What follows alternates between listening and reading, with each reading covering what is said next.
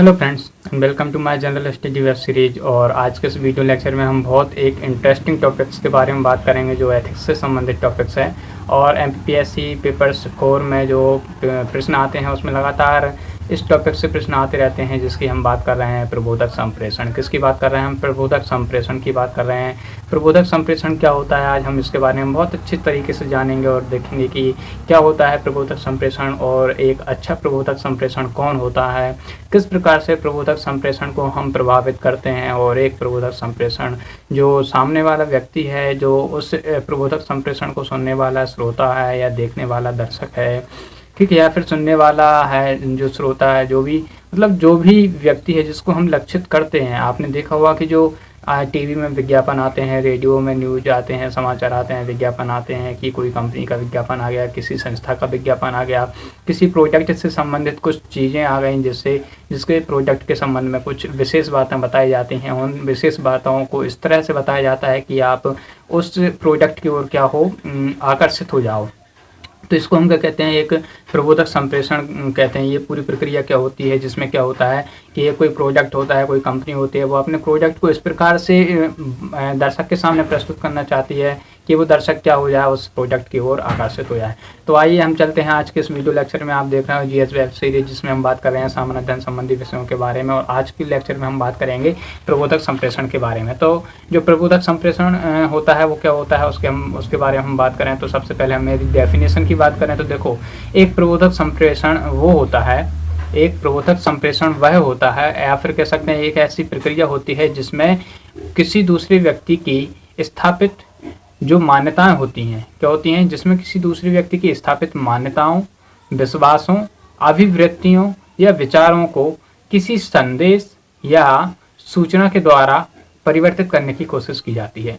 क्या होता है कि जो प्रबोधक संप्रेषण होता है वो एक ऐसी प्रक्रिया होती है जिसमें किसी दूसरे व्यक्ति की स्थापित जो मान्यताएं होती हैं, जो विश्वास होते हैं, जो उसकी अभिवृत्तियां होती हैं, जो उसके विचार होते हैं, उसको क्या करने की कोशिश की जाती है? परिवर्तित करने की कोशिश की जाती है। और साथ ही साथ क्या होता है कि हम अपने अनुसार किसी विशेष विश्वासों या अभिवृत्तियों को उसके मन में बनाने के लिए कोशिश करते हैं। या फिर क्या होता है कि कुछ ऐसी मान्यताएं होती हैं जो माने उसको या फिर ना मानने के लिए हम ऐसा प्रयास करते हैं कि जो सामने वाला व्यक्ति है वह उन अभिवृत्तियों को माने या फिर ना माने। और इसका उद्देश्य ये होता है कि हम जो वस्तु या फिर जिस विज्ञापन के बारे में उसको बता रहे हैं, उस विज्ञापन के बारे में उसे उसके मन में एक सकारात्मक भाव उत्पन्न हो सके। यदि हम इसे सिंपल भाषा में समझें, सिंपल शब्दों में समझें तो प्रबोधक संप्रेषण का उद्देश्य ये होता है कि जो सामने वाला श्रोता है या फिर सामने वाले जो दर्शक है,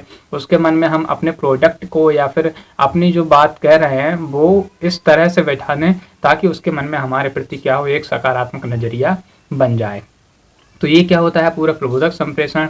अब प्रबोधक संप्रेषण क्या होता है, यदि हम इसके बारे में बात करें तो ये पूरा एक उद्देश्यपूर्ण होता है जो किसी भी प्रकार से प्रस्तुत किया जा सके। देखो आज के समय में जो सोशल मीडिया है, इंटरनेट का समय है और टेक्नोलॉजी के समय में आज जो प्रबोधक संप्रेषण है वो बहुत रूपों में उपस्थित हमको दिखाई देता है। जैसे हम बात करें तो सोशल मीडिया में हम देखते हैं व्हाट्सएप, फेसबुक, ट्विटर, इन पर हमें प्रबोधक संप्रेषण के कुछ एग्जाम्पल मिल जाते हैं। वहाँ पर हमें कुछ एड्स दिखाई देती हैं, कुछ प्रोडक्ट्स दिखाई देते हैं। यूट्यूब, गूगल, ये सारे ऐसे प्लेटफॉर्म हैं जहाँ पर हमें प्रबोधक संप्रेषण के कुछ एग्जाम्पल्स देखने को मिलते हैं। और यदि हम रियल लाइफ में और बात करें तो हम टीवी और रेडियो, इन पे हम हमेशा देखते ही रहते हैं। न्यूज़पेपर्स में भी प्रबोधक संप्रेषण के कुछ ऐड आते हैं, आपने उनको देखा होगा। अब हम बात करें कि जो प्रबोधक संप्रेषण है उसकी क्रिया क्या होती है, इसको समझने के लिए हमें दो चरणों की बात करनी होगी। क्या करना होगा? इसे समझने के लिए हमें दो चरणों की बात करनी होगी। पहला चरण होता है उसका आरंभिक चरण, जिसको हम इनिशियल स्टेज कहते हैं। और दूसरा होता है उसका कि जो प्रबोधक संप्रेषण है वो किस प्रकार से इफेक्ट करता है, ठीक है।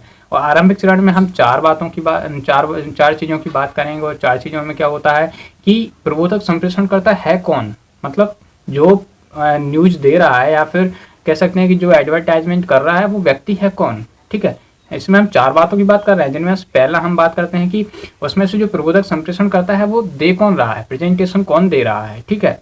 दूसरी हम बात करेंगे उसमें कि प्रेजेंटेशन की जो अंतर वस्तु है, उसकी जो थिंग्स है, उसके जो संदेश है वो क्या है, ठीक है। यदि हम तीसरी बात करेंगे तो तीसरी बात ये होगी कि जो प्रेजेंटेशन दिया जा रहा है, जो अंतर्वस्तु या फिर से जो संदेश हम प्रेजेंट कर रहे हैं वो किन लोगों के लिए है, ठीक है, मतलब लक्षित श्रोता कौन है।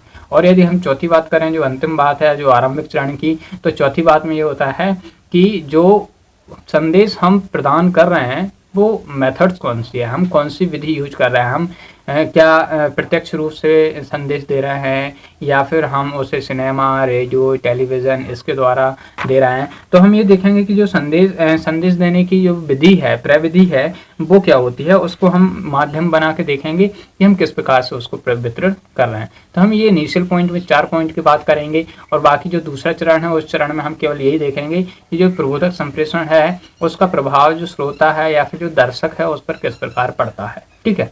तो आइए हम चलते हैं सबसे पहले चरण पर, जो आरंभिक चरण होता है वो क्या कहता है।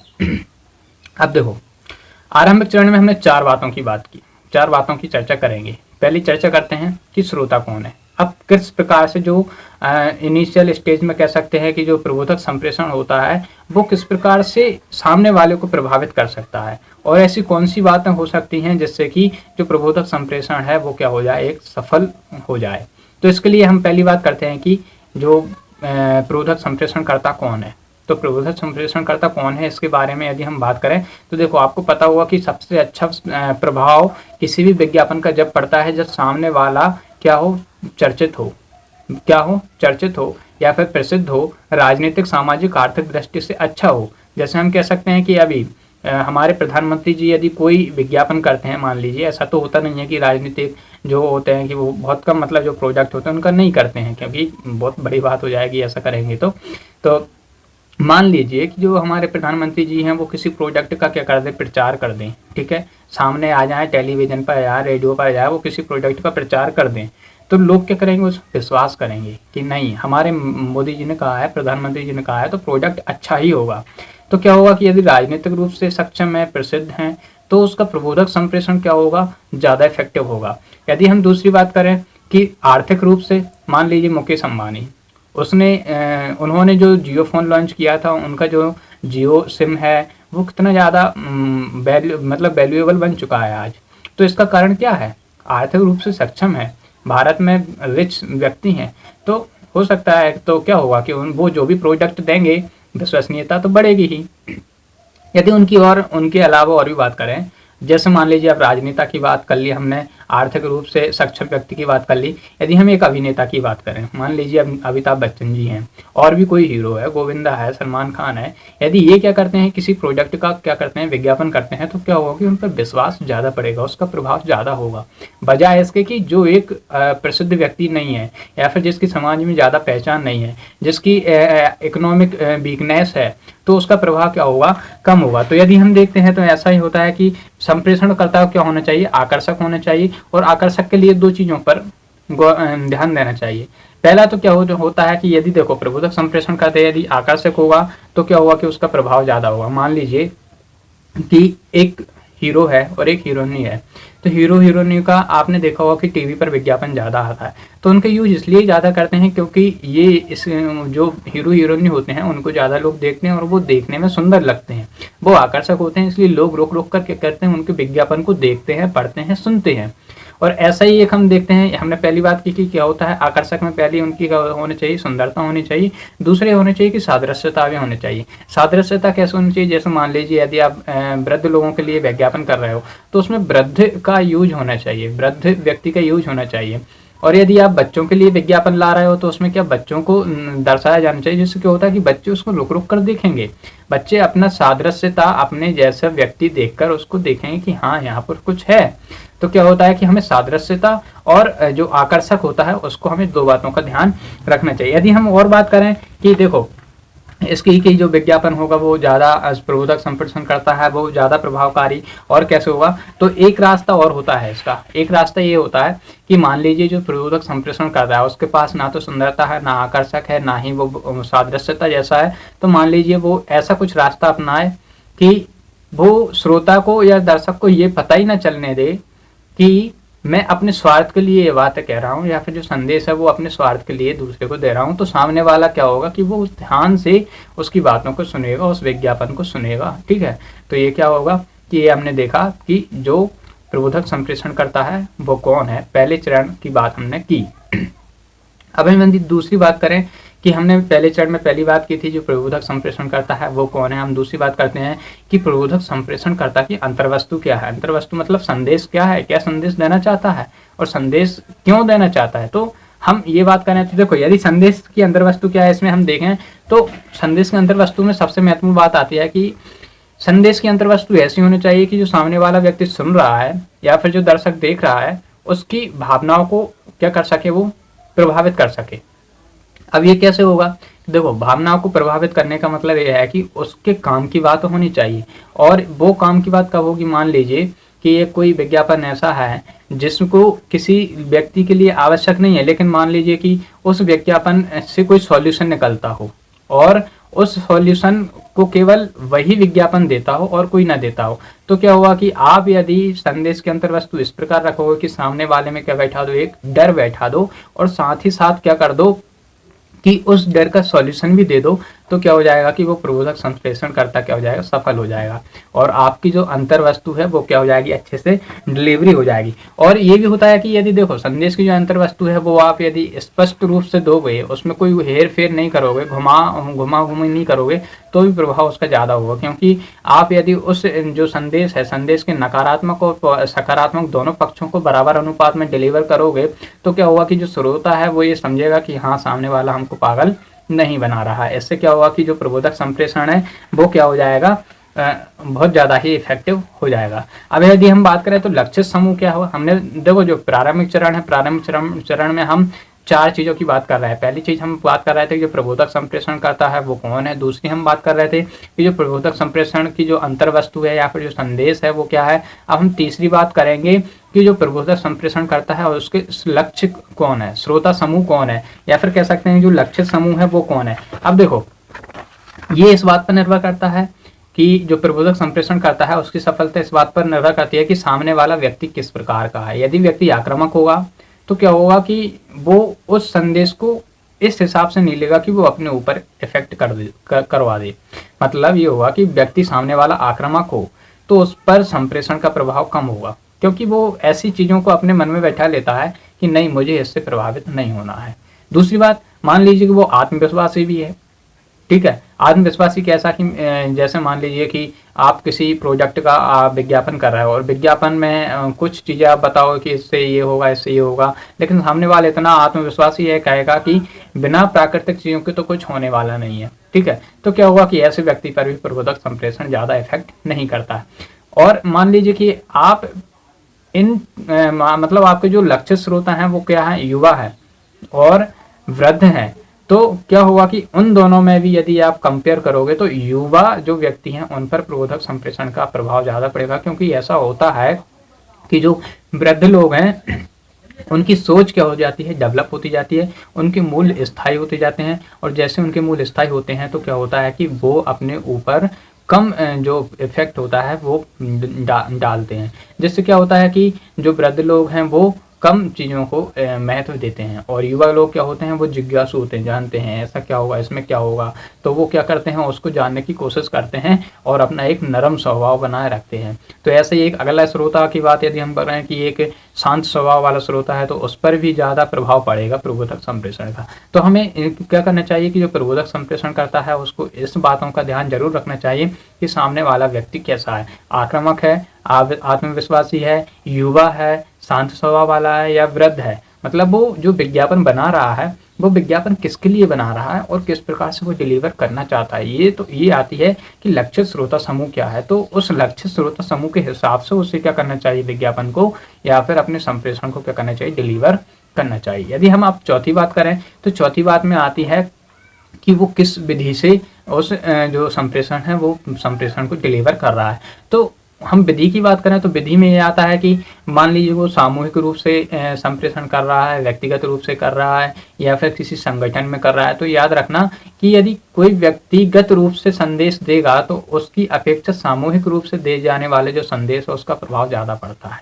क्या व्यक्तिगत रूप से दिए जाने वाले संदेश का प्रभाव सामूहिक रूप से दिए जाने वाले संदेश में ज़्यादा पड़ता है। ऐसा ही इसलिए क्या होता है कि जो राजनेता होते हैं वो रैली की रैली करते जाते हैं, जिससे क्या होता है कि सामूहिक रूप से उनका प्रभाव बहुत ज़्यादा पड़ता है, अपेक्षा किसकी, व्यक्तिगत रूप से उसका प्रभाव कम पड़ेगा। यदि हम और बात करें तो देखो, एक ये होता है कि मान लीजिए कि एक दो तरफा होता है, एक तरफा होता है। जैसे एक ऐसा व्यक्ति है जो केवल अपनी बात कहे जा रहा है, सामने से कोई रिएक्शन नहीं आ रहा है, तो इससे क्या होगा कि जो सामने वाला संप्रेषण करता है उसकी अंतर वस्तु बहुत कम मात्रा में डिलीवर होगी और सामने वाले जो दर्शक या श्रोता बैठे हुए हैं उन पर प्रभाव कम पड़ेगा। तो क्या हुआ कि हमें क्या करना चाहिए, या फिर जो संप्रेषण करता है उसको क्या करना चाहिए, यदि उसका प्रभाव अच्छे से डालना है तो उसे टॉकिंग करना चाहिए, मतलब सामने वाले लोगों से भी कुछ बातें करनी चाहिए ताकि क्या हो, दो तरफा कनेक्शन हो सके।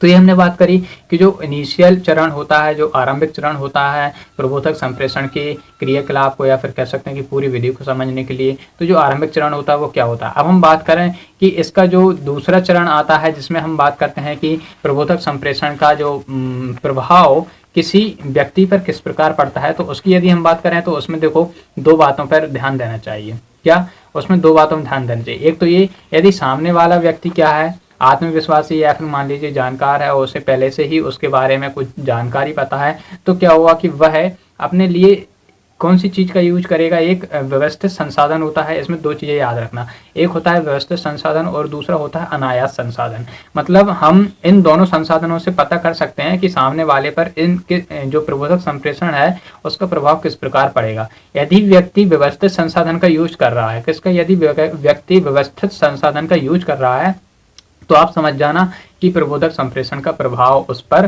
पड़ तो रहा है, लेकिन वो उसको इस तरह से यूज लेगा कि वह उससे ज़्यादा प्रभावित नहीं होगा। क्यों? क्योंकि वह पहले से ही उस चीज़ के बारे में जानता है। जब कोई पहले से ही उस चीज़ के बारे में जानेगा तो वह व्यवस्थित संसाधन का यूज करेगा और उसे ज़्यादा भी क्या नहीं करना पड़ेगी, दिक्कत नहीं आएगी, या फिर कह सकते हैं कि ज़्यादा बुद्धि नहीं लगाना पड़ेगी। क्योंकि देखो मान लीजिए यदि इस वीडियो को देखने से पहले आपको प्रबोधक संप्रेषण के बारे में कुछ चीज़ पता होगी तो आप क्या करोगे, व्यवस्थित संसाधन का यूज करोगे, मतलब आप पूरी थिंकिंग करके बैठ जाओगे कि इसके बाद क्या आने वाला है, इसके बाद क्या आने वाला है। जैसे मैंने कहा था कि जो दूसरा चरण होता है, दूसरे चरण में दो बातों का ध्यान रखते हैं, एक व्यवस्थित संसाधन और दूसरा अनायास संसाधन। तो यदि ये दोनों बातें यदि हम नहीं बोलेंगे तो आप क्या समझोगे कि इसने ये दोनों बातें नहीं बोली हैं, मतलब इसका प्रबोधक संप्रेषण क्या है, गलत है, अच्छा नहीं है।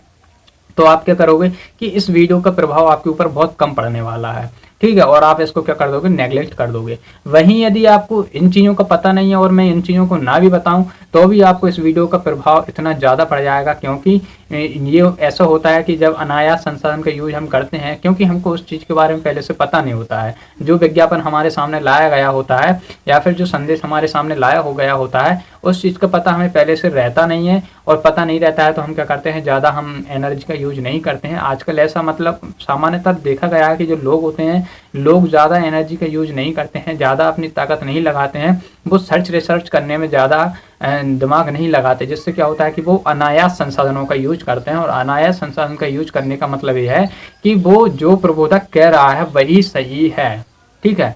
और जो प्रबोधक संप्रेषण होता है, यदि उसको सफल होना है, क्या करना है, प्रबोधक संप्रेषण है उसको सफल होना है, तो उसको ये कोशिश करना पड़ेगी कि जो सामने वाला श्रोता है या फिर जो दर्शक है वो क्या करे, अनायास संसाधनों का यूज करे। और अनायास संसाधनों का यूज करने के लिए वो कुछ प्रक्रियाएं करता है प्रबोधक संप्रेषण। वो प्रक्रियाएं कुछ हो सकती हैं, जैसे मान लीजिए कि वो ऐसा करे कि जो अपनी संदेश के अंतर वस्तु वो जल्दी जल्दी डिलीवर करे, मतलब इतनी जल्दी डिलीवर करे कि सामने वाला जो दर्शक या श्रोता है वो क्या करे, उस पर एनालिसिस ही ना कर सके, उसे व्यवस्थित ही ना कर सके, या फिर कुछ और ऐसी चीज कर दे जिससे कि वो संदेश है, संदेश पर वो व्यक्ति पकड़ ही ना बना पाए, ठीक है। तो ऐसा वो मतलब जो प्रबोधक संप्रेषण है वो कुछ ऐसा कार्य करता है।